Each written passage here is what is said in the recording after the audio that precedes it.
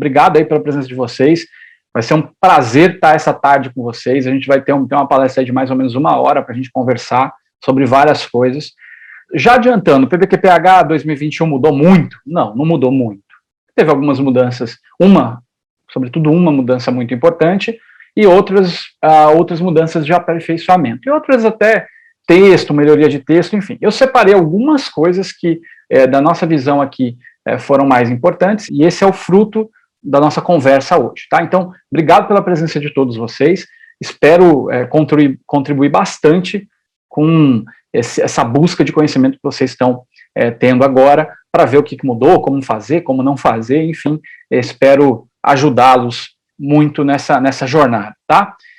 Falando um pouquinho de mim, sou fundador e sou um dos consultores aqui na Q2 Management. Minha praia aqui na Q2 Management são os projetos associados à qualidade e produtividade na construção civil, então, desde certificação até melhoria de processo, automação de processos junto com parceiros aí de softwares, e assim vai. Eu sou líder de acesso ISO 9001, sou formado em qualidade e produtividade e também tive uma especialização em administração de empresas pela FGV. Já estou há muitos anos dentro da consultoria empresarial, sempre foi meu sonho trabalhar com consultoria, foi uma coisa que nasceu lá na faculdade, lá faz tempo, senão vou entregar a idade, e veio até hoje, e enfim, a gente sempre fala de trabalhar com o que gosta, eu certamente trabalho e gosto muito do que eu trabalho. Depois deixo meus contatos aqui, fiquem à vontade para mandar e-mail, enfim, no final tem meus contatos. Um pouco do conteúdo planejado hoje, então essa apresentação inicial aqui que a gente está começando a ter, depois a gente vai falar um pouquinho de objetivos e estrutura do PBQPH, vou falar de uma coisa que eu estou vendo o pessoal pouco falar e pouco se divulgou e eu achei muito bacana, que é a questão da nova identidade visual, e isso tem a ver com todo esse processo de mudança, embora não seja associada ao regimento específico, mas é associada ao programa, é legal falar um pouquinho dela. Aí eu vou ter vários slides falando sobre as principais mudanças, principais mesmo, como eu falei, eu elenquei aquelas que eu entendi que foram as mais importantes, as mais relevantes, as que mais provavelmente vão trazer dúvida. No final a gente até abre para alguma dúvida adicional. Vou falar um pouquinho de regras de transição, a regra de transição pelo regimento e depois 10 passos para você fazer essa transição e no final a gente abre para pergunta e conclui um pouco essa conversa toda aqui. Vamos começar pelo objetivo geral do PBQPH, né? Mudou o objetivo? Não mudou. Não mudou nada do objetivo, tá? Esse texto continua aí, está no Ministério do Desenvolvimento Regional, que é a fonte, está lá no programa, etc. Vocês já devem ter lido ele em algum canto aí, em algum momento. O objetivo do PBQPH sempre foi melhorar o patamar de qualidade e de produtividade da construção civil, tá? Aí vem pelo meio de qual? Né? Pelo meio de criação e implantação de mecanismos de modernização tecnológica, gerencial, enfim, ampliar o acesso à moradia, em especial para a população de menor renda. Então, basicamente, é o seguinte, o objetivo do PBQPH é ter, sobretudo, habitações de menor renda, para a população de menor renda, ela ter moradia digna, segura e que atenda a sua necessidade de conforto. Quando eu falo de conforto, já entendam que eu estou falando de desempenho, tá? Não é o conforto subjetivo, é o conforto baseado em desempenho, tá? Então, não dá para pensar o PBQPH, sobretudo porque o PBQPH é um programa exigido, sobretudo em políticas públicas aí de acesso à moradia, então não dá para descartar esse objetivo do PBQPH. Isso diz muito sobre como anda o nosso mercado, como anda o nosso contexto. Isso diz muito sobre por que esse PBQPH mudou tão cedo. Eu sei que muitos de vocês falam, nossa, mas meu Deus, eu nem acabei de basicamente mudar do 2018, já tenho 2021. Pelo amor de Deus, a certificadora só quer ganhar dinheiro comigo e etc. E não é nada disso. Na verdade, deu-se um passo importante para atacar outras frentes em relação ao PBQPH, que a gente vai ver aqui em seguida. Esse é o déficit habitacional. Isso aí vem de um estudo bem recente da Abrainc. Esse estudo foi de novembro de 2020, então está bem recente. Os dados do estudo são de 2019, então em 2019 nós tínhamos quase 7,8 milhões de moradias de déficit, ou seja, a gente precisava trabalhar muito para cumprir isso. E aí você fala, nossa, mas tem tudo isso de déficit? Sim, e todo ano esse déficit aumenta. Você teve anos em que a gente conseguiu diminuir ele de maneira muito tímida, mas teve anos que isso aumentou muito mais do que o quanto a gente entregou, tá? Então, naturalmente, todo ano isso aumenta, tá? Se eu pegar os dados do programa Minha Casa Minha Vida e agora com Casa Verde e Amarela, eu tenho, nos últimos 12 anos, eu tenho uma média de entregas de pouco mais de 444 mil unidades por ano, tá? E aí a conta é rápida, né? Se eu congelar o meu déficit habitacional hoje, se eu congelar, ou seja, ninguém mais precisa de casa, ninguém mais precisa de habitação a partir de hoje, eu vou levar 17 anos e meio para conseguir cumprir ou zerar esse déficit. Então, isso não vai zerar, ele vai continuar. Isso mostra o quão grave ainda é a questão de acesso à moradia aqui no Brasil, e sim, o quão importante programas como o PBQPH, como o financiamento para habitação popular, que a Caixa oferece, enfim, são importantes, e também o envolvimento de outros bancos quando isso acontecer. Mas óbvio que não é só sobre isso, né? É óbvio que quando a gente fala de qualidade de construção, embora o programa seja mais voltado ao Minha Casa Minha Vida, ao Casa Verde e Amarela, óbvio que isso impacta as construtoras que têm empreendimentos fora dessa faixa. E a qualidade ela também tem que ser buscada nesses empreendimentos. É aquela história, não é porque a habitação é de baixa renda ou de baixo custo que ela tem que ser não conforme. Não é porque ela tem um custo um pouco maior, é uma habitação já para classe média, classe alta, que necessariamente ela atende todos os requisitos. A verdade é que provavelmente ela não atende também, porque a cultura da construção ela é mais ou menos a mesma, independente da faixa em que se trabalha. Então, tem um caminho grande aí a se percorrer. E aí, dentro desse caminho, eu tenho a estrutura do PBQPH. Então, todo mundo já deve estar acostumado aí com SIAC, SIMAC, SINAT. O SIAC é o que cuida da gente aqui, né, das consultoras incorporadoras. É ele que estabelece o regimento, as regras de certificação, enfim. O SIMAC, para quem não está acostumado com a sigla, é um outro programa dentro do PBQPH, uma outra iniciativa dentro do PBQPH que a gente conhece mais pelos PSQs que são publicados. Então, o SIMAC ele está voltado a programas para garantir a conformidade dos materiais que eu emprego na minha obra. Eu garanto que o material ele seja conforme, quanto mais amplo for esse PSQ, melhor, e na hora que eu vou executar, eu como consultora, com todas aquelas situações que a norma prevê de controle, etc., eu faço a melhor execução possível, eu tento fazer a melhor execução possível dentro da conformidade executiva prevista em norma, em outros requisitos que chegam para mim. E aí eu tenho o SINAT, que ele trabalha um pouquinho mais à parte ali, com produtos inovadores. Então, todo produto que não acaba não tendo, produto ou sistema, na verdade, que acaba não tendo uma norma técnica definida no Brasil para ele, etc., o SINAT faz toda a análise e vê a conformidade técnica desse sistema, desse produto, tá? Mas o SINAT faz uma outra coisa extremamente importante, né?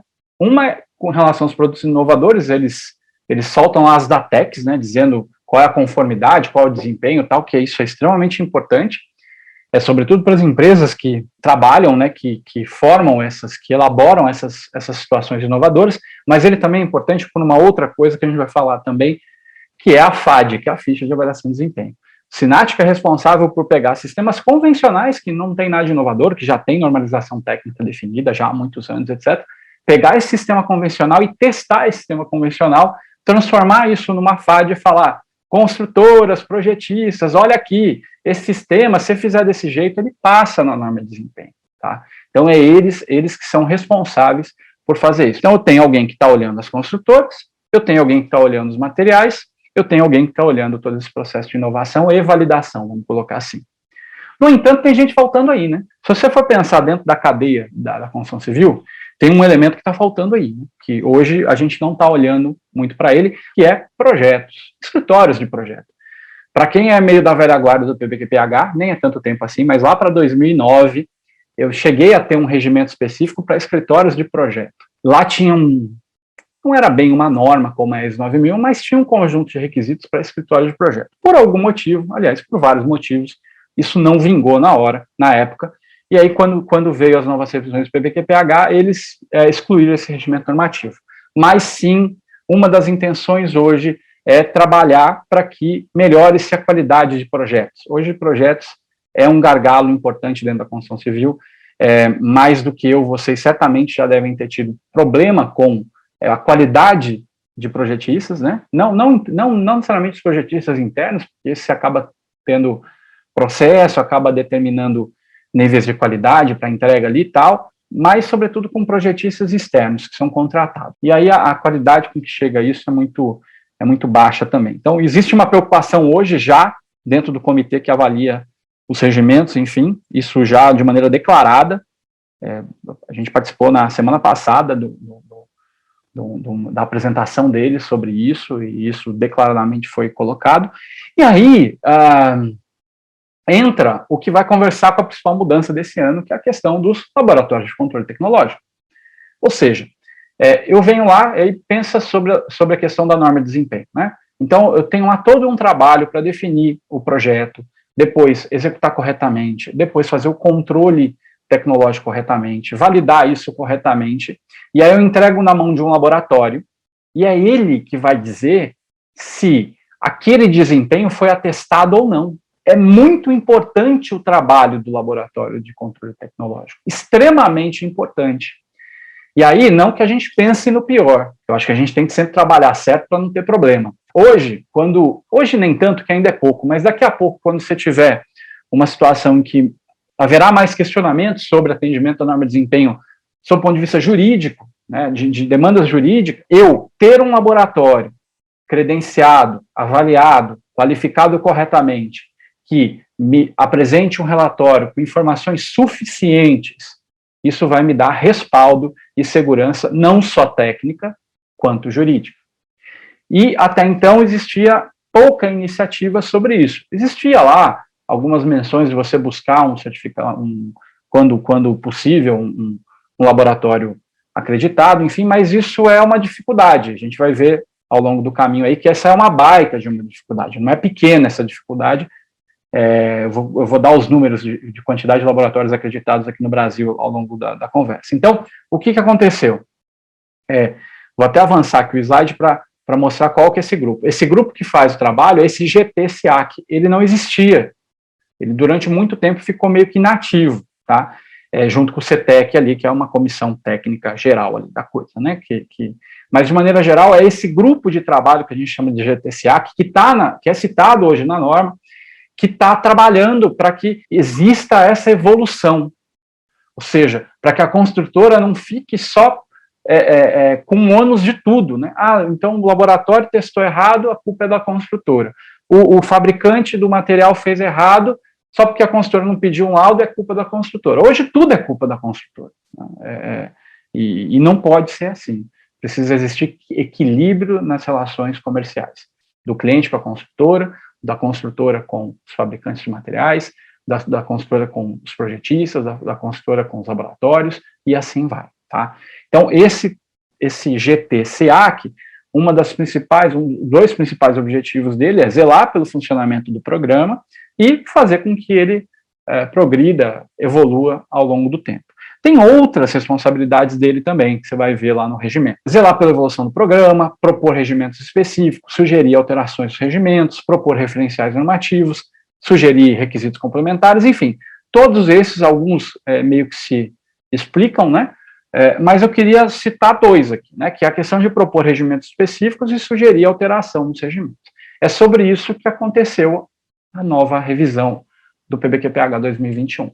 Olhando essa necessidade de evolução do setor, não é da construtora, é do setor que algumas coisas foram melhoradas. E houve um esforço muito, muito grande no último ano para dar mais condições da construtora trabalhar sem tanta burocracia e de maneira tecnicamente mais estruturada, para diminuir esse peso que hoje vem só para a construtora, muitas vezes. Vocês, certamente, eu estou vendo aqui gente, até de clientes meus, que eu sei o quanto rala no dia a dia para tentar deixar tudo certo e o quanto de dificuldade tem com fornecedores e assim vai, tá? Então, um pouco da mudança vem ao encontro dessa necessidade. Construção civil é uma indústria em mudança acelerada. Dá para a gente falar de várias coisas que provavelmente vão acontecer na construção civil na próxima década. Mas, se não acontecer uma preocupação com a qualidade, com a produtividade, a gente não vai sair do outro lado, tá? Vocês viram aí o tamanho do déficit. Então, para isso, a gente tem que trabalhar mais rápido, a gente tem que trabalhar melhor, a gente tem que saber lidar com o cliente no final do processo todo e entregar para o cliente conformidade técnica, não só um produto bonito, bem acabado, mas que tenha conformidade técnica. É isso que a gente tem que buscar da maneira mais produtiva possível. Falando um pouco, como eu disse, né, não tem a ver com uma revisão do programa em si, do requisitos do programa, mas aqui está a nova identidade visual do PBQPH, tá? Por que eu estou colocando? Você vê que, enfim, dá uma melhorada boa, né? Vamos cá para nós, o outro logo era feio para danar, né? Tudo colorido, tal, não sei o quê. Você colocava em qualquer material de campanha, ficava horrível, né? Então, desculpa se alguém fez isso aí, ajudou a fazer o outro logo, foi mal aí, tá? Mas convenhamos que esse aqui está bem melhor. Então, por que eu estou colocando isso? Muitas pessoas que estão nessa palestra hoje, nesse webinar, e pessoas que eu conheço, clientes, inclusive, tiveram um baita de um esforço para se certificar, para falar, olha, tô aqui, tá controlado, todo dia rala pra caramba para mostrar que tem qualidade, que faz um empreendimento bem feito, e aí não faz um material, nada, no Instagram, no Facebook, no LinkedIn, não sei, qualquer lugar, não faz um material dizendo que faz parte do programa. E aí o que eu quero dizer com vocês, não é só a questão do material, é a questão de você criar diferencial competitivo. Muita gente fala para mim, mas Edmilson, o cliente final não conhece o PBQPH. Verdade. Quantas vezes você parou para explicar para ele? Quantas vezes nos seus materiais de campanha, ou mesmo na abordagem do corretor lá, explicar para o corretor o que é? Porque às vezes o cara que vende teu empreendimento não sabe o que é o PBQPH e não sabe explicar. Quando a gente fala de comunicação, a norma aí fala de comunicação, tem a ver com isso também. Gente, divulguem, para que na hora que o cliente pegue um material promocional teu, enfim, ele fale, puxa vida, por que esse cara tem PBQPH e esse cara não tem? PBQPH é de qualidade, legal, o produto é mais bem feito, tem auditoria, o pessoal controla, então, peraí, em vez de eu comprar desse que não tem nada, eu vou comprar desse que tem. Mas Edmilson, isso não faz diferença. Faz. Se você insistir, educar o teu cliente sobre essa coisa, uma hora isso vira algo mais popular também. Né? Não adianta ficar trocando miúdos técnicos com o cliente, porque de fato, se ele não é do meio, ele não vai entender nada. Mas explicar para ele todo o esforço que vocês têm para entregar uma habitação confortável, segura, bem acabada e tudo mais, no prazo, etc., pode ter um esforço. Aí dá na mão disso do pessoal do marketing, o pessoal do marketing sempre faz uns milagres ali, eles conseguem extrair alguma coisa legal. E aí, além disso, tem algumas cartilhas que foram publicadas no começo do ano, mais ou menos, tanto para construtoras, quanto para consumidores, quanto para fabricantes. São cartilhas pequenas que resumem um pouco o programa, os resultados do programa, como é que eles acontecem, enfim, usem esses materiais, usem as informações desses materiais, os conteúdos materiais, nos materiais de vocês. Não tem problema nenhum, tem algumas regras, óbvio, o próprio manual da marca estabelece essas regras, mas usem. Fala, olha, tem um PBQPH, enfim, educa teu cliente, isso é importante. Entrando já agora, sim, no texto da norma, lá em termos de definições, que é o item 3, ainda não é requisito auditável, mas me chamou a atenção algumas coisas. Antes que você entrava lá, basicamente falava da ISO 9000, né, que é o Fundamentos e Vocabulários da 9001, que sempre esteve como Fundamentos e Vocabulários do PBQPH também, porque são normas naturalmente compatíveis. Mas hoje também cita a 5674, que é a norma de manutenção de edificações, a NBR 5674, a NBR 14037, que é a norma de elaboração de manual de uso e operação, e a própria 15575, que já aparecia a balde nas outras revisões, mas colocou-se agora claramente em termos e definições. Aí você fala, isso aqui não quer dizer nada, né, Edmilson?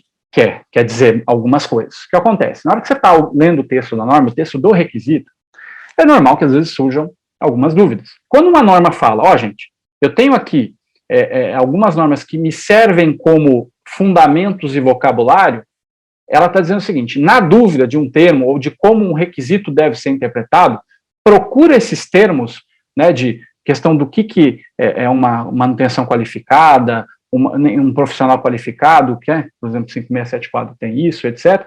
Procura esse termo nessas normas. É lá que vai se explicar. Porque quando eu não faço isso, eu corro o risco de trazer a interpretação do texto para o vocabulário do dia a dia, que não necessariamente é o vocabulário que a norma estabeleceu.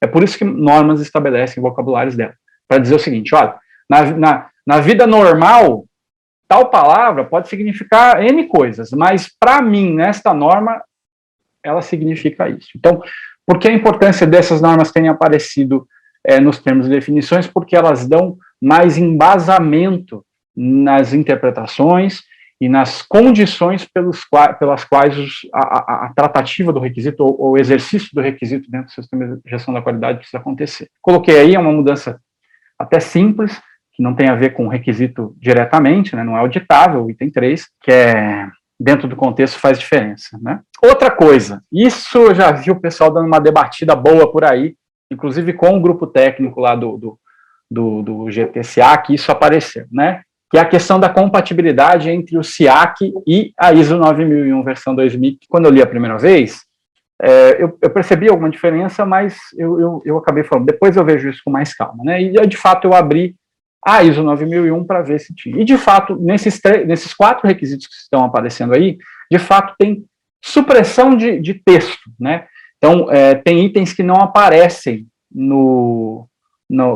que estão na ISO 9001 versão 2015, mas que não aparecem nessa versão 2021 do PBQPH, tá? Bom, assim, para tranquilizar vocês, vamos só lembrar que o PBQPH é uma norma setorial, então é uma norma voltada para a indústria da construção civil, e a ISO 9001 é uma norma genérica, ela não é voltada para uma indústria A, B ou C. Então, naturalmente, a ISO 9001 ela tem que garantir que a sua forma de se expressar atenda os vários setores em que ela está instalada. Já o PBQPH, não. O PBQPH tem que entender, tem que garantir que o público-alvo do setor, que nesse caso do SIAC são construtoras e incorporadoras, entendam os requisitos. Então, de modo geral, se você ler o que está no PBQPH 2021 com o que estava na ISO, o objetivo do requisito não foi perdido. Você teve uma perda textual da norma, né? Mas o objetivo não foi perdido. Por quê? Porque o SIAC meio que pegou a prática do setor e disse, é assim. Resumiu o requisito e disse que é assim. Ponto. Então, isso está lá, por exemplo, presente na parte do próprio item 8231 aí, da análise crítica de requisitos relacionados à obra. Então, considerando aí que as consultoras têm um processo muito parecido, né, de fiabilidade, depois tem a parte de incorporação, depois que incorpora, você vai para o lançamento do empreendimento. Dentro do lançamento do empreendimento, você tem ali, primeiro, uma proposta de venda, depois a contratação da unidade, enfim. De modo geral, isso acontece de maneira muito padronizada. Tá? Tem diferenças de uma consultora para outra? Tem, mas o objetivo principal da coisa, que é estabelecer um contrato em que ambas as partes se comprometem com o que está ali, ele é igual. Tá? Então, se você for pegar esse requisito, ler o que é a ISO 9001 lá, eles vão ao encontro, o mesmo encontro. Então, não se preocupem muito com isso. Óbvio, ainda está cedo para algumas coisas, basicamente os conteúdos da revisão eles estão acontecendo agora, mas as certificadoras virão e provavelmente vão divulgar como vão interpretar algumas coisas. Mas nesses aqui eu me arrisco a dizer que não vai haver uma questão de incompatibilidade se você tem o PBQPH, você vai para o PBQPH 2021 e tem que manter a ISO 9001-2015, até porque se você tem as duas normas, isso vai fazer pouca diferença para você vai manter as coisas funcionando mais ou menos como já estava, tá? Agora, se você está no nível B, dá uma olhada lá, se você tem dúvidas sobre qual a amplitude daquele requisito, como isso ficaria na ISO 9001, dá uma lida na ISO 9001, vai ser a segunda norma que você vai optar, se você optar pela certificação integrada ali entre PBQPH e ISO 9001, mas dá uma olhada lá. Mas, de maneira geral, não houve a perda do objetivo do requisito. Houve, sim, uma perda textual. Isso vocês vão identificar. Está aí a colinha de onde está as principais, né? No resto foi mais mudança ali de termos, não tem uma coisa muito importante, mas aí é importante citar isso, tá? Mas nada grave, tá? Nada que vai falar, nossa, eu atendo PBQPH e não atendo a isso. Fiquem tranquilos com isso. Aí sim, uma mudança importante, acho que vocês já viram aí, quem lembra, acho que ali meados de 2018, 2019, houve 2019 para 2020, melhor dizendo, houve um grande esforço para tentar simplificar as NRs. Isso em vários setores. E a construção civil não ficou de fora. uma das NRs que sofreu uma alteração gigantesca e muito importante foi a NR18, que é a principal NR associada à construção civil. Tá? E a partir daí, ganhou força o que a gente chama de PGR. Não que o PGR não existia antes, ele existia, mas ele ganhou força nessa abordagem. E não só na revisão da NR18, mas a revisão da NR1, a revisão da NR9, a revisão da NR17, todas elas deram muita força para o programa de gerenciamento de riscos. Tá? Eu não vou, de repente a gente até combina um outro webinar sobre ele especificamente, mas eu não vou me estender muito aqui, senão não dá tempo de ver as outras coisas. Mas, de maneira geral, o PGR ele vem para ser uma gestão mais dinâmica dos riscos de obra, sem perder, não só uma gestão mais dinâmica, mas um pouco mais objetiva dos riscos associados, dos riscos ocupacionais associados à obra e muitas outras coisas que cercam a parte de saúde e segurança ocupacional, mas sem ser burocrático demais, como você tinha muita coisa que era na NR18. Então, ao longo do tempo, você vai perceber essa mudança. E a adoção do PGR faz com que essa gestão do risco e das ações que você tem que tomar para eliminar ou mitigar esses riscos, seja mais dinâmica ao longo da execução da obra, e não estática como era antes. Então, o que envolve o PGR? Primeiro, básico, inventário de riscos, ou seja, você pega todos os riscos identificados ali com as funções, áreas, enfim, e levanta todos eles. E o plano de ação. O que é o plano de ação? Pego todos esses riscos e determino as ações que eu vou tomar para mitigar, para eliminar esses riscos. Então, essas duas coisas são associadas já ao PGR. Quando você vai ver na NR01, que isso já aparece de maneira muito forte. Daqui a pouco eu vou fazer só uma menção, no próximo slide eu faço só uma menção sobre essa questão da atualização. Depois, a NR18 diz que junto com o PGR você tem que ter 4 outras coisas. Primeiro, projeto da área de vivência e frentes de trabalho. Eu tenho que ter projeto elétrico da instalação temporária, que eu vou utilizar no canteiro de obras. O projeto de sistema de proteção individual contra a queda, que o pessoal chama de SPIC, ou SPIQ, e relação e especificação dos EPIs que devem ser utilizados em relação, obviamente, aos riscos que são identificados. Por que eu falo que o PGR é dinâmico? E aí o próximo slide diz um pouco isso. Primeiro, porque ele precisa ser atualizado por etapa de obra, ou por etapa de canteiro de obra. Se você pegar o texto, ele fala etapa de canteiro. Mas ele precisa ser atualizado com base na sua evolução de obra. Porque, à medida que novas atividades aconteçam, outros riscos aparecem, e você precisa ir atualizando ele ao longo da obra. Tá? Dificilmente se atualizava o PCMAT ao longo da obra, né? Embora pudesse ser uma prática, mas dificilmente se fazia isso, né? O PCMAT era lá aquele documentão grandão que ficava lá, ninguém mais mexia nele, se via na hora da auditoria, olha lá, né? Um ou outro, obviamente, técnicos de segurança e tudo mais, vinham com mais periodicidade, mas de maneira geral o PCMAT era bastante estático. Uma coisa importante eu tenho naturalmente os terceirizados, tenho os contratados de obra, né, as empresas, as PJs que atuam na minha obra. Eu vou ter que solicitar a ele o inventário de riscos. Então, se ele não tiver, eu tenho que providenciar, eu tenho que dar um jeito de ter. Então, no momento que ele entra na minha obra, um dos documentos que eu vou ter que solicitar para ele, ou vou ter que elaborar junto com ele, e aí a questão do custo disso, vocês vão discutir aí com, obviamente, o grupo de pessoas, o grupo de fornecedores teus, ele vai precisar te trazer esse inventário de riscos, tá? Ao longo do tempo, o PGR ele vai substituir tanto o PCMAT quanto o PPRA, tá? E por que eu digo isso? Era para ter entrado em vigência todas essas novidades associadas às normas regulamentadoras agora em março. Não entrou porque, de fato, por conta de pandemia e outras coisas, foi adiado o processo. Então, a nova os requisitos da nova NR18, os requisitos da nova NR1, da nova NR9 e NR17, que é de ergonomia, etc., eles vão entrar em vigor a partir de agosto de 2021. Então, por que eu coloquei isso para cá? Eu vi pouca gente falando ou só fazendo menções rápidas sobre o PGR. É mais ou menos depois que vai entrar também a vigência do PBQPH 2021, que é daqui 6 meses, daqui 6 meses não, 6 meses a partir da publicação, que foi janeiro. Você já tem que se preocupar com isso. Se você vai ter uma auditoria de certificação, ou de manutenção, ou de recertificação, que seja, a partir de julho, ali, 14 de julho, você já tem que se preocupar com essas duas coisas. Então, coloca isso no teu radar, a gente vai falar sobre essa estratégia de transição mais no final, mas coloca isso no seu radar de alguma maneira. Outro ponto também, quem conhece bem a NBR 15575, isso não necessariamente foi uma novidade, mas para quem não conhece tão bem os requisitos, ou é de outro setor que não se envolve muito com a norma de desempenho, isso talvez tenha soado como uma novidade, que lá no item 833, ele cita que você tem que levantar os riscos do empreendimento. E aí, cuidado para não confundir o termo risco nesse momento, embora, de certa forma, tá dentro do grupo ali, do conceito de gestão de risco que permeia a norma toda. Mas ali, especificamente, ele está falando dos riscos associados à área do empreendimento e ao seu entorno.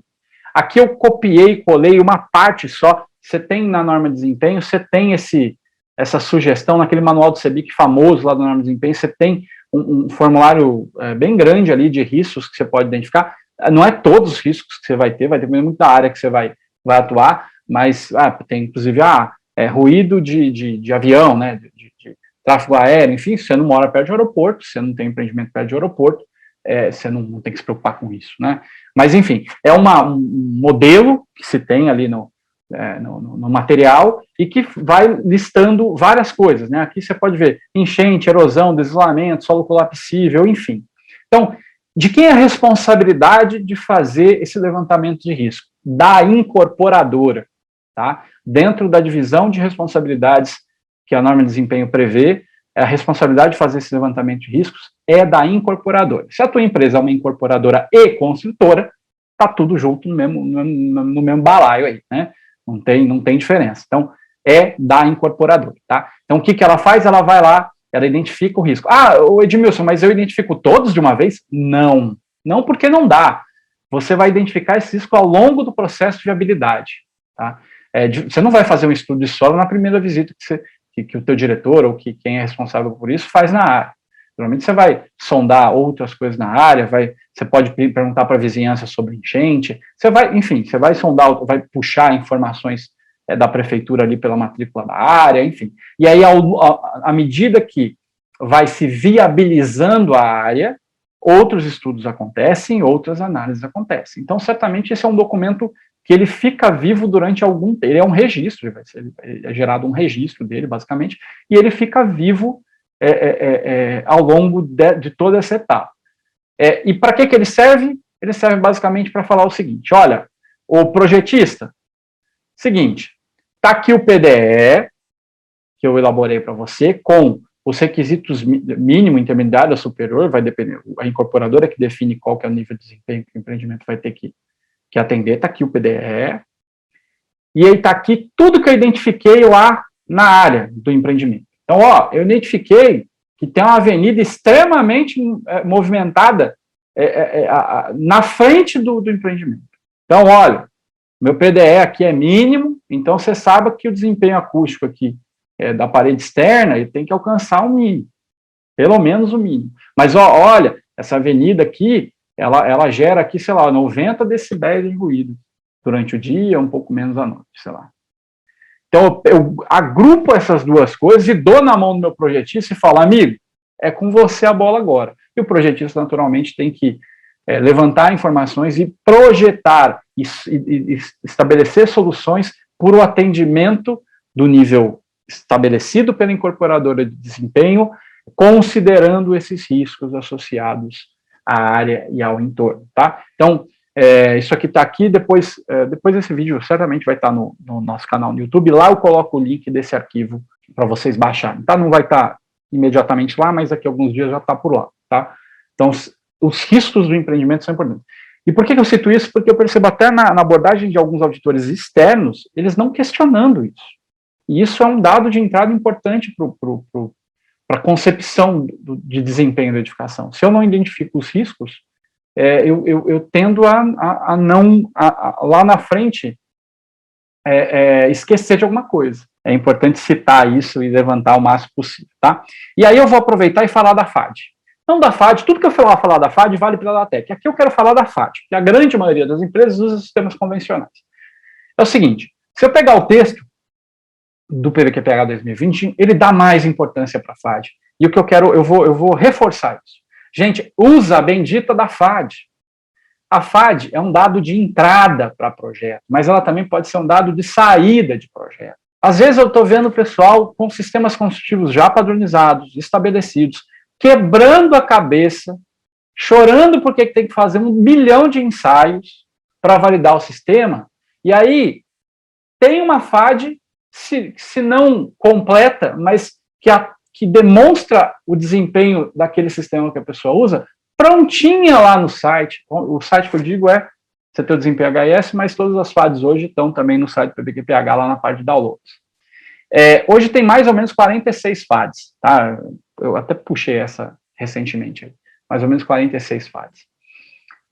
Usem a FAD, né? Porque quando você usa a FAD, você já começa a trabalhar com um sistema validado, em que talvez a tua necessidade de fazer ensaios diminua muito, e o custo com esse ensaio diminua junto, muito. E aí você não precisa ficar brigando com o diretor lá por orçamento para fazer mais ensaios. Então, a FAD era extremamente importante, só que tem um cuidado, e aqui eu vou citar. Quando eu trago a FAD como um dado de entrada de projeto, lá já desde a fase em que está com o projetista, isso alimenta tanto compras quanto obra, etc., eu tenho que garantir que lá na obra, as especificações atreladas da característica da FAD sejam respeitadas. Fazendo auditorias em alguns clientes por aí, o que eu percebo? O cara até usa a FAD, está lá associado ao projeto, eles especificam, eles fazem referência à FAD, no PQO também, faz tudo bonitinho, documentalmente está tudo bonitinho. E aí a FAD diz o seguinte, olha, a parede tem uma parede aqui de bloco de concreto, bloco estrutural de concreto, de 14, e aí tem que ter um revestimento interno em cada face de gesso, mas tem que ser 10 milímetros de gesso. Aí você vai conversar com o cara lá de campo, aí você pergunta assim, quanto é a espessura de gesso? Não, no máximo uns 2 milímetros. Opa, mas a especificação é 10. Estou dando um exemplo, claro, tá, gente? A especificação é 10. Ah, mas é 2, porque o pessoal fala que a qualidade tem que ser o mínimo de gesso possível. Então, aí fica difícil, né? Ou seja, quando você não cumpre a exigência executiva caracterizada na FAD, você acaba acabando com a FAD, e aí você vai ter que fazer o teste do mesmo jeito. Então, pelo amor de Deus, gente, usa a FAD.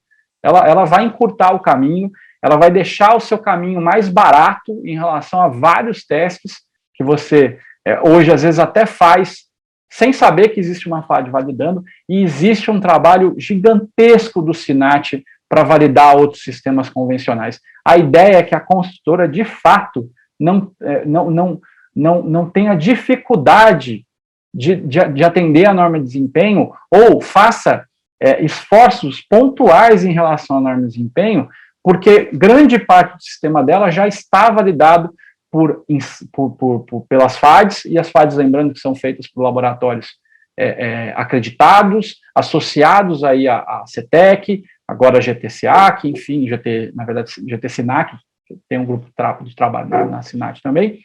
Então, usa. E aqui são os requisitos que citam a FAD ao longo do texto da norma, tá? 716, que é conhecimento organizacional, 811, enfim.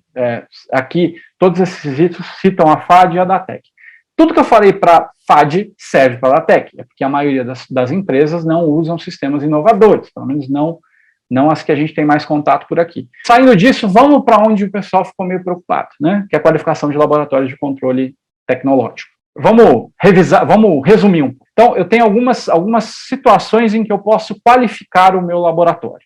Aí tem gente que vai falar, mas lá está um termo de pode qualificar e não deve. Na verdade, o pode é porque você não tem que fazer todos, você tem que escolher um, pelo menos. Você pode só qualificar se o laboratório estiver acreditado, você pode não fazer mais nada, mas você tem que escolher um. Depois a sequência do texto deixa isso claro. Então, eu tenho duas situações que eu posso optar por qualificação direta. Por que eu posso optar? Porque dentro do meu sistema de gestão da qualidade, dentro dos meus critérios de qualificação do fornecedor, eu posso acrescentar outros itens. Mas aí é você que vai acrescentar. De repente você fala, não, ele tem que ser acreditado, mas ele tem que também me entregar algumas documentações X, Y, Z. Beleza, você estabeleceu. Mas, de modo geral, quando o laboratório é acreditado pela ISO IEC 17025 ou está em processo de acreditação, e eu vou explicar um pouco, às vezes quem não está acostumado com a norma 17025 não está acostumado com esse termo. Tem razão esse termo de laboratório em acreditação, depois eu vou explicar. Então, nesses dois casos, está tudo certo, ele tem, você qualifica diretamente junto com, se você tiver outros requisitos, junto com os outros requisitos que você usa aí. Aí eu tenho 4 situações que você não qualifica ele diretamente, ou seja, eu tenho a avaliação pela construtora, seja você ou alguém que você contrata, vai lá e faz a avaliação do laboratório. Então, daqui a pouco a gente fala do anexo 7 aí, que é uma das novidades. Laboratórios de instituições de pesquisa ou de ensino que atendam a ISO IEC. Por que o termo é atende e não acreditado? Porque você tem muitas desses laboratórios que eles de fato atendem aos critérios, mas por uma questão de custo, existe um custo associado a 17025, eles optam por não se acreditarem, mas o processo deles todos é baseado na ISO IEC 17025. Laboratório certificado na ISO 9001, desde que o ensaio que você está solicitando esteja no escopo de certificação desse laboratório. Ou seja, estou ensaiando ali o prisma cheio, o prisma oco, os blocos de concreto estrutural, enfim, beleza. Então, o ensaio que você está solicitando ao fornecedor, se ele tem a ISO 9001 e esse ensaio está no escopo, pode ser um processo de qualificação ali. E também algum laboratório que não se enquadra em nenhuma dessas situações, se houver, tá? É só uma questão de você pegar alguma coisa muito esquisita aí, mas desde que seja um laboratório, você também tem que garantir que ele atenda. E aí, para todos esses que estão em amarelo, precisa, inclusive a norma usa o termo deve no texto, deve-se fazer a inspeção das instalações. E isso, caso essas empresas não evoluam o seu sistema de gestão da qualidade para entrar em processo de acreditação ou ser acreditado na 17025 no prazo de 1 ano, você tem que ir lá e fazer uma requalificação. É assim que está o texto hoje. Então, você tem 2 situações mais práticas, do laboratório acreditado ou em processo de, e você tem 4 situações que são parciais. Uma bem crua, que seria você avaliar ele lá pelos requisitos do anexo 7, e outras que envolvem a adoção por parte do laboratório de algum requisito de norma, seja 17025 ou certificação na ISO 9001, etc., mas que ainda assim você tem que ir lá avaliar.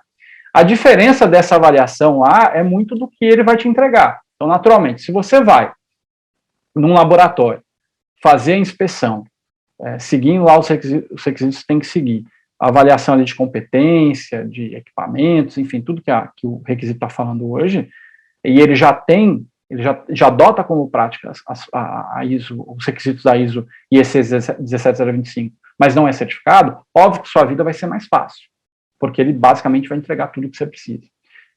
A ISO 9001, basicamente tirando as questões de validações estatísticas que envolvem, enfim, ali para o sistema de metrologia do cara na hora do ensaio, basicamente ele vai entregar boa parte do que você precisa.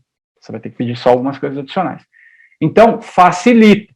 Só que a norma é clara que quando não está nessas 2 situações em azul, você precisa fazer a inspeção das instalações do teu fornecedor. E qual que é o problema?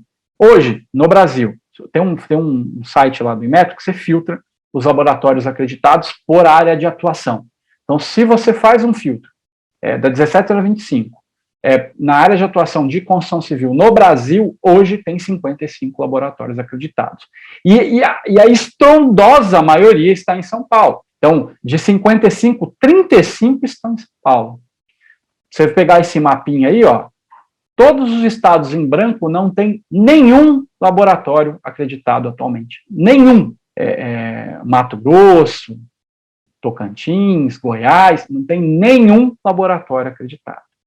Então, se você tem uma construtora que atua nessas regiões, que você não tem condição de mandar isso, dependendo do ensaio, você não vai ter condição nenhuma de mandar o controle tecnológico para outro estado para ser feito, você já tem que fazer um baita de um planejamento aí para começar a conversar com essa turma, estabelecer um plano com eles. Você tem basicamente daqui para frente mais ou menos 4 meses, sobretudo se você tem auditoria no 2º semestre agora do ano, tá? Então, Esse é o ponto principal.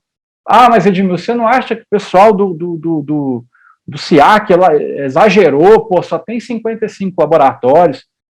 A gente pode ter essa leitura, né, de, exagerou, pô, o pessoal está pegando no pé, tal, não sei o quê. Só que, ao mesmo tempo, é o seguinte, eu tenho obra acontecendo no Brasil todo.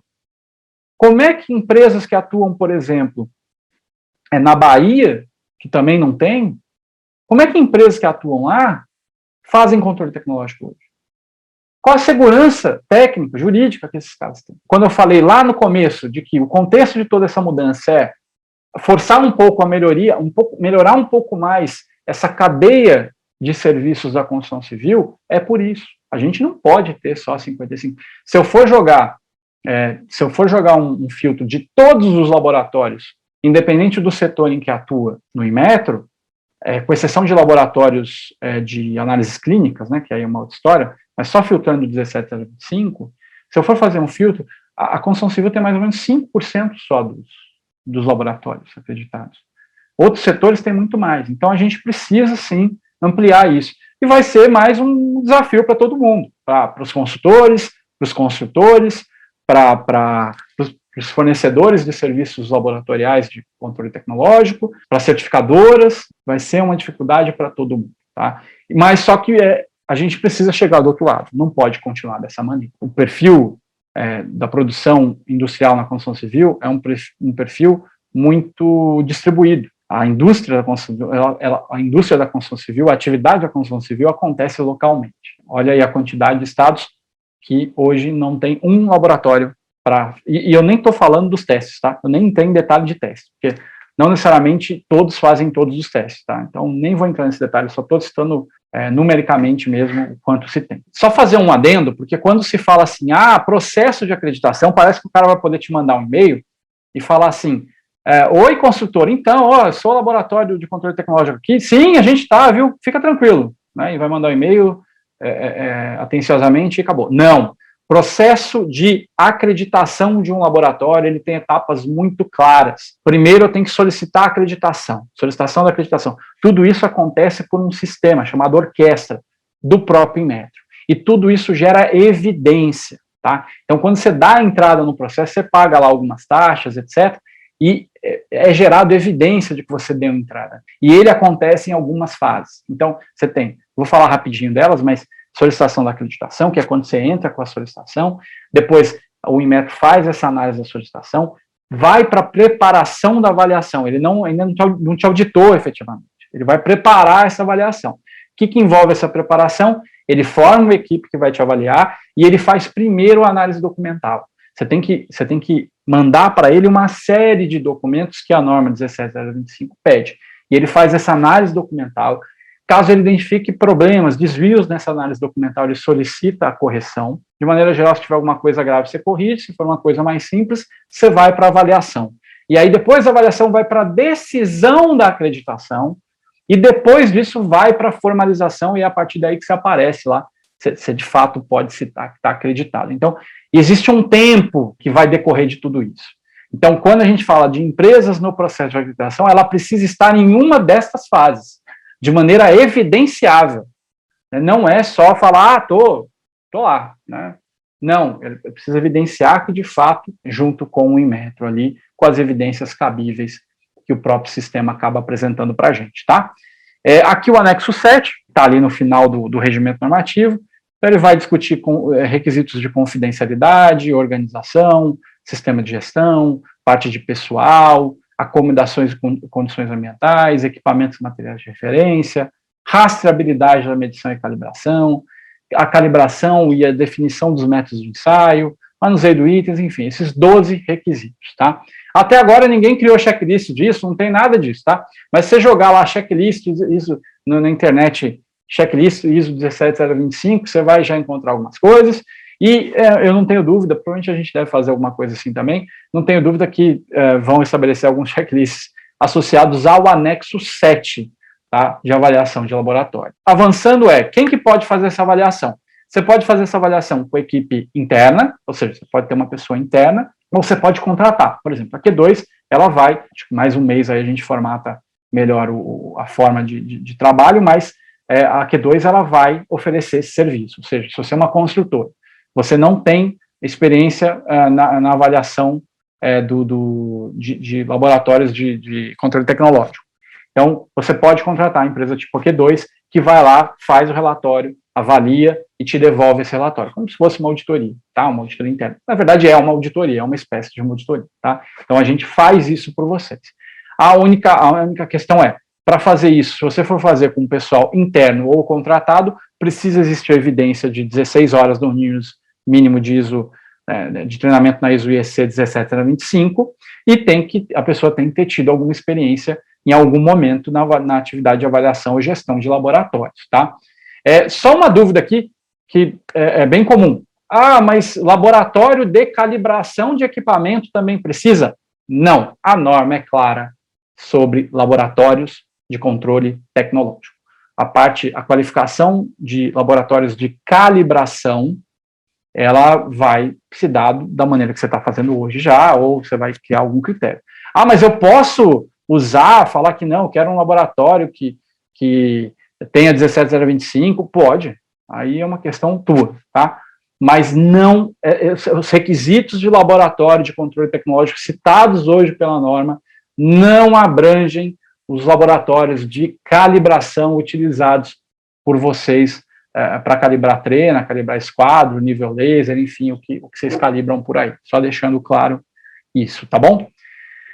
Um outro ponto, a gente já está indo para o final aqui, um outro ponto que, assim, eu vou ser bem sincero, eu vi em alguns vídeos, algum conteúdo que o pessoal levou, até algumas dúvidas que foram levantadas em conteúdo que a gente levantou, o pessoal falando, olha, aqui tem uma novidade. Na verdade, o texto já estava lá desde 2018. O que se fez foi cortar uma parte do texto, deixando de referenciar ele no regimento específico de execução de obras, que é a questão de dispensa de ensaios de recebimento de material. O pessoal estava com dúvida, mas isso vem desde o texto basicamente é o mesmo da versão 2018. Então, como houve isso, e eu vi muita discussão sobre isso, eu trouxe para cá para a gente só explicar de novo. Você tem duas situações em que você pode ficar dispensado, você como consultora pode ficar dispensada de fazer ensaio de recebimento. O item é claro, é ensaio de recebimento, tá? A primeira situação é se a empresa é qualificada ou pelo PSQ ou pelo SBAC, que é o Sistema Brasileiro de Avaliação de Conformidade. Então, se a empresa for qualificada em dessas duas formas, eu não preciso fazer um ensaio de recebimento. Vou dar um exemplo simples aqui, né? Então, eu tenho PSQ de portas, né? Portas de madeira. Então, eu tenho PSQ, ele é testado, PSQ de porta de madeira é bastante organizado, inclusive, faz até testes, envolve até norma de desempenho, etc. Na hora que essa porta chegar no meu canteiro de obras, eu não vou precisar fazer ensaios associados a recebimento. Por quê? Porque já foi feito. Tá? Então, esse é um ponto importante. Se ela tiver PSQ ou SBAC, né, que é o Sistema Brasileiro de Avaliação de Conformidade, eu não preciso fazer ensaios de recebimento. Deixando claro aqui, não é ensaio de controle tecnológico, isso é outro tipo de ensaio, tá? Ensaio de recebimento. E o segundo, até aí não tinha muita dúvida. O segundo ponto, que aí o pessoal agora descobriu que tinha dúvida, se o teu fabricante fornecer um relatório de ensaio, e veja, coloca um parênteses aqui, a norma não cita e nem faz referência se esse relatório é dele próprio, de repente ele tem um laboratório dentro da fábrica, ou se esse é um relatório feito por um organismo imparcial, um organismo independente, por exemplo, uma Falcão Bauer, um IPT, etc. Ela não fala, ela não distingue isso. Se ele te fornecer um relatório de ensaio e, além disso, esse relatório de ensaio demonstrar que aquele material atende à norma restrita àquele material, específica daquele material, a gente chama de norma de especificação, ou seja, atende àquela norma, e se para aquele material existir alguma condição adicional imposta pela NBR 15575 e o relatório também demonstrar que há o atendimento dessas condições ali, né, de conformidade ali, e, além disso, também existir uma rastreabilidade direta entre o material testado e aquele que chegou na obra, eu também posso não fazer o ensaio de recebimento. É isso que o requisito diz. E tem uma exceção aí, que aí essa exceção está lá no artigo 24 do regimento específico. Isso não se aplica a materiais na estrutura portante da obra. Então, se eu recebi um bloco estrutural da Glacier, por exemplo, que te manda um monte de laudo, são bastante cuidadosos com isso. Então, te manda lá um monte de laudo. Ó, meu laudo tem essa resistência, tal, você pode confiar neles, enfim, a questão é tua. Mas, como é um bloco estrutural, eu preciso ensaiar. E aí, por que eu preciso ensaiar? Não é só porque o artigo 24 está dizendo que eu preciso, porque é estrutura portante. É porque a própria normativa, a norma de especificação de controle de alvenaria estrutural, diz isso. Então, essa é a exceção. É todo material? Não. E também não é ensaios de controle tecnológico. Não é um ensaio de prisma, não é um ensaio do concreto que vem para a obra, não é um ensaio de qualquer outra coisa que você faça na obra. Tá? É especificamente o ensaio de recebimento. Então, vou continuar no exemplo do bloco, né? Contratei um bloco que ele não é estrutural. Né? Minha alvenaria é só de vedação, enfim, não é estrutural. Se eu pegar lá, tem o teste de caracterização, né, que eu faço a medição dos blocos, tal, bonitinho. Tem um teste, por exemplo, um teste associado à absorção de água, né, do bloco. Se você pegar o PSQ do bloco, esse teste já é feito. Esse teste é um dos feitos, né, lá. Então, se o cara do bloco, ele participa do PSQ, ele está tudo bem no PSQ, né, não está não qualificado, etc., está tudo certo. Ele participa do PSQ, ele se mantém conforme o PSQ, e ele está me entregando, eu não preciso pegar esse bloco e mandar fazer teste de absorção de água, porque o PSQ já está fazendo isso. Eu sei que tem muita gente que já usa essa estrutura, mas só referenciando. E vamos supor que ele não participe do PSQ. Ele, por algum motivo, o PSQ você tem que pagar, né, para participar. Então, não quero economizar, tal, não vou pagar para participar do PSQ. Mas eu sei que meu bloco é bom. Ele vai lá, quase sempre ele não tem um laboratório para fazer esse teste de absorção dentro de casa, então ele vai lá e contrata, sei lá, o IPT, contrata a Bauer, contrata um laboratório independente, qualificado, etc. E aí ele vai e pede para testar aquele lote que você solicitou para ele. Ou parte daquele lote, porque nem todo lote vai para você. Então, desde que ele te entregue esse laudo, e desde que isso faça referência ao que ele está te entregando na obra, ou seja, existe uma rastreabilidade entre o que ele testou e o que você está recebendo, junto com todos os atendimentos de outras normas aqui que está citando, né, desde a norma específica do material, com a da norma de desempenho, e desde que ele não seja estrutura portante, nesse caso não é, você pode aceitar e não fazer o ensaio de recebimento daquele material. Tá? Então, só deixando claro, tá? O pessoal, as discussões que eu peguei, ficou o pessoal confundindo o ensaio de controle tecnológico com o ensaio de recebimento, confundindo o material que você precisa fazer o ensaio dele, independente de qualquer coisa, porque ele é da estrutura portante ou não, enfim, teve um monte de confusão, e aí algum pessoal, isso aqui mudou. Não mudou, gente, a ideia já estava lá. Pode ser que você não usava nessa extensão, mas estava lá, continuava lá. Né? A gente ainda não tem PSQ de tudo, então muitas vezes o tipo de material que vem para você não tem PSQ, e aí você tem que se virar de outras maneiras. Né? Às vezes, em muitos casos, você vai testar pelo fornecedor mesmo, e às vezes esse custo vai ficar inclusive com você. Tá? Mas, só deixando claro aí, porque houve um burburinho em cima desse requisito, eu achei melhor citar ele de novo aqui.